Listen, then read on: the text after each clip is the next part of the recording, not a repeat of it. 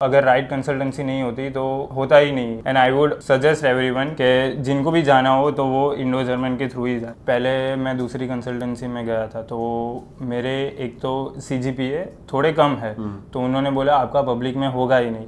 मैंने बाद में सोचा कि ऐसे कैसे नहीं होगा। फिर बाद में मेरे एक फ्रेंड ने बोला था जो इधर से गया था, तो उन्होंने बोला कि आप इधर जाओ, एक बार आप पूछ के तो आओ, क्योंकि उन्होंने किया है। तो मैं इधर आया तो इधर से मुझे काउंसलिंग में ही उन्होंने बताया कि नहीं हो जाएगा, हम अपनी तरफ से सारी एफर्ट्स करेंगे और हो जाएगा पब्लिक में, और फाइनली हो गया और वीज़ा भी आ गया।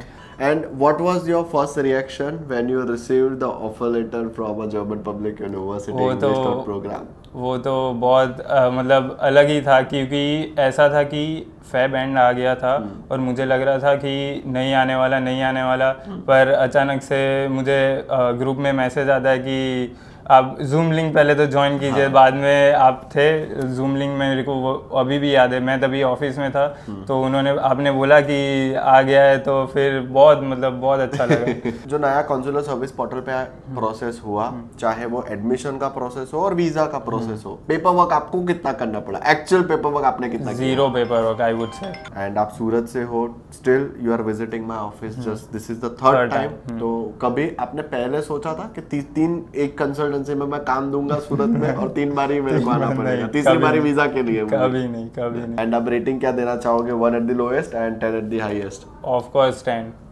Thank you so much. So जब जर्मनी की बात आती है तो जर्मनी में जो स्टेप, प्रोसेस, टाइमलाइन, बजट है, सो आपने जब खुद से पहले रिसर्च किया था तो कितना डिफिकल्ट लगा था? एंड देन जब आप मेरे ऑफिस पे आके आपने स्टेप, प्रोसेस, टाइमलाइन, बजट समझा तो आपको कितना डिफरेंस फील हुआ जब पहले आप खुद से रिसर्च कर रहे थे और उसके बाद जब आपने मेरे यहाँ पे फर्स्ट काउंसलिंग सेशन लिया था? हाँ, तो पहले जब खुद से रिसर्च कर रहा था तभी 2-3 वेबसाइट थी, उसमें देखो, बाद में गूगल करो, उसके अलग अलग वो सब देखिए, तो उससे थोड़ा हेक्टिक लगता था। उससे अच्छा ऐसा है कि कंसल्टेंसी के पास जाइए, आप अपनी कंसल्टेंसी को बताइए कि ऐसा है, तो वो आपको अच्छे से गाइड करेंगे and then they will begin your process. And जब आप मेरे ऑफिस पे आए थे एंड आपने जो रिक्वायरमेंट रखा था कि भाई मेरे को जर्मनी ही जाना है, पब्लिक यूनिवर्सिटी ही चाहिए, इंग्लिश टॉट प्रोग्राम चाहिए, तो मेरे यहाँ से जो स्टेप्स, प्रोसेस, टाइमलाइन, बजट और पूरा पेमेंट स्ट्रक्चर जो आपको समझाया गया था उस समय, वो कितना सटीक था? और जब समझाया गया तब कितना डीपली समझाया गया था? एंड वो एक्चुअल में जब हमने अप्लाई किया तो कितना सटीक था जो समझाया गया और एक्चुअल प्रोसेस हुआ? पहले समझाया गया तो ऐसा था कि उन्होंने ये रिक्वायरमेंट बोले थे, आप ये लेके आओ, जैसे कि IELTS है, वो सब, वो तो ऑफकोर्स चाहिए। और उसके बाद उन्होंने बोला कि हम स्टेप बाय स्टेप सारे प्रोसेस करेंगे और एकदम इजी थ्रू हो गया, कोई प्रॉब्लम नहीं आई है। एंड जब हम लोगों ने जर्मन पब्लिक यूनिवर्सिटी के लिए प्रोसेस शुरू किया तो एडमिशन प्रोसेस आपको मेरे यहाँ से कैसा लगा? कि पहले आपका CV बना, फिर यूनि शॉर्टलिस्ट हुई, APS के लिए अप्लाई हुआ, APS आया, we did all the university applications, तो वो एप्लीकेशन प्रोसेस आपको कैसा लगा यहाँ पे? एप्लीकेशन फेज भी बहुत अच्छा से हुआ, क्योंकि मैंने मोस्ट ऑफ सारी पब्लिक यूनिवर्सिटी में ही अप्लाई किया था। तो ऐसा था कि मेरे को अच्छे से हो गया, कोई प्रॉब्लम नहीं आया कि यूनि असिस्ट में भी अच्छे से कुरियर होना, सब कुछ हो गया। Application payment and everything. And what was your first reaction when you received the offer letter from a German public university English program? वो तो बहुत अलग ही था, क्योंकि ऐसा था कि फेब एंड आ गया था और मुझे लग रहा था कि नहीं आने वाला, पर अचानक से मुझे ग्रुप में मैसेज आता है कि आप जूम लिंक पहले तो ज्वाइन कीजिए। बाद में आप थे जूम लिंक में, मेरे को वो अभी भी याद है, मैं तभी ऑफिस में था, तो आपने बोला कि आ गया है, तो फिर बहुत अच्छा लगा। So you got a surprise from our end for the German Public University. And when your admission was done, आपको I still remember फरवरी में मैंने आपको जब ऑफर लेटर दिया तो 18 फरवरी 2025 को जर्मन एम्बेसी ने नए रूल्स इम्पैक्ट किए थे। दैट 18 फरवरी 2025 से पहले जो फाइल सबमिट होती थी वो डायरेक्टली VFS पे जाके आपको सबमिट करना होता था। सारे डॉक्यूमेंटेशंस आप 3 सेट रेडी करो, प्रिंट करके सब कुछ तैयार रखो, VFS की अपॉइंटमेंट बुक करो, आप जाओ, सबमिट करो and then you have to get your German student visa done, process done. अभी जो प्रोसेस हुआ वो पूरा अलग हो गया, कंसुलर सर्विस पोर्टल के थ्रू प्रोसेस हुआ। तो जब वो प्रोसेस सब चेंज हुआ तो आपको इंडो जर्मन एजुकेशन कितना एक्टिव लगा, आपको ये सारी चीजें एक्सप्लेन करने में, सारी चीजें नोटिफाई करने में, और आपका प्रोसेस ये जो नया प्रोसेस है उसमें वो फिनिश करने में आपको कितना एक्टिव लगा? पहले तो 18 फेब का मुझे जानना था, क्योंकि वैसे मुझे किसी ने बोला था कि पूरी प्रोसेस ही वो हो गई है, तो मैंने इधर ही फ़ोन किया कि मैम आप समझा दीजिए। तो तभी उन्होंने अच्छे से समझाया भी कि ऐसे ऐसे है कि अब पूरा ऑनलाइन ही हो गया है सिस्टम। और उसके बाद मेरा मार्च में वेट लिस्टिंग में डाल दिया था। उसके बाद अच्छे से प्रोसेस भी हो गई, रेगुलर अपडेट्स भी आते थे। कोई बार मुझे फ़ोन करना पड़ता था कि CSP पे क्या आया, पर वो रेगुलर अपडेट्स भी आ जाते थे और अच्छा था।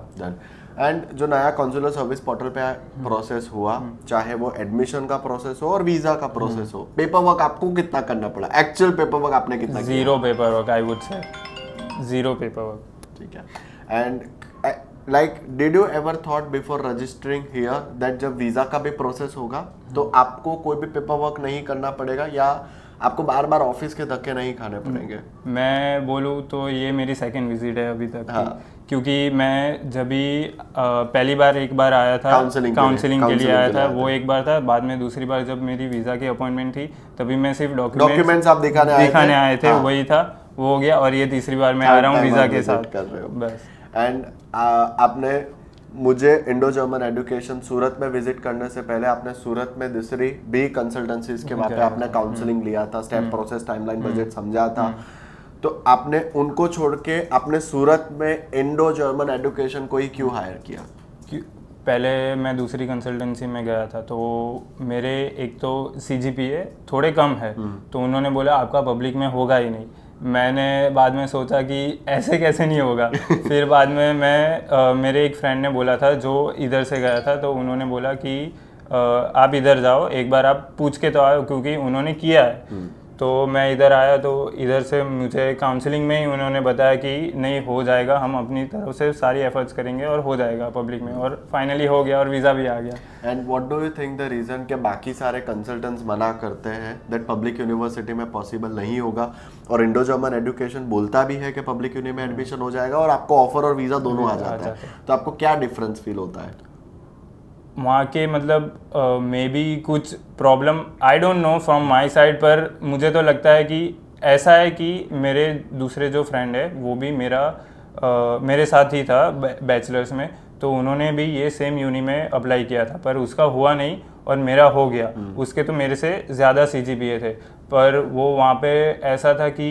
उनकी जो ऑफिस में जो करते थे, जो दूसरे उन्होंने आपके फ्रेंड ने किसी और जगह पे किया था, तो उन्होंने वहाँ पे एप्लीकेशन में उसका किया ही नहीं था, ऐसा कुछ था ये यूनिवर्सिटी में। और उन्होंने ऐसा बोला था कि नहीं हो गया है ऐसा सब कुछ, तो फिर उनका कैंसिल ही हो गया। मतलब तो बहुत कितना इम्पोर्टेंट लगता है एक राइट मेंटोर चूज करना, एक राइट कंसल्टेंट चूज करना, क्योंकि अगर आपको एक लिमिटेड टाइम में, लिमिटेड रिसोर्सेज में, दैट मीन्स लिमिटेड इन्वेस्टमेंट में अगर आपको स्टडिंग इन जर्मनी का जो ये प्रोजेक्ट है वो अगर कंप्लीट करना है, तो कितना इंपॉर्टेंट होता है एक राइट कंसल्टेंट चूज करना for your entire studying in Germany process? I would से 99% of the work is dependent upon your consultancy. 1% जो होता है वो आपकी तरफ से जो छोटे मोटे एफर्ट होते हैं वही डालना पड़ता है, बाकी सारी आपकी कंसल्टेंसी ही करती है।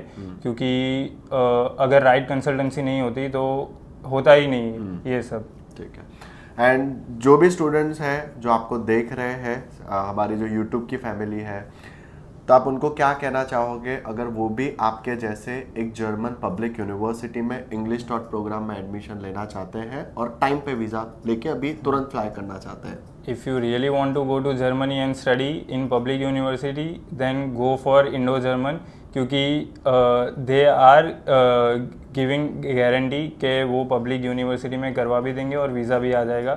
And I would suggest everyone कि जिनको भी जाना हो तो वो इंडो जर्मन के थ्रू ही जाए।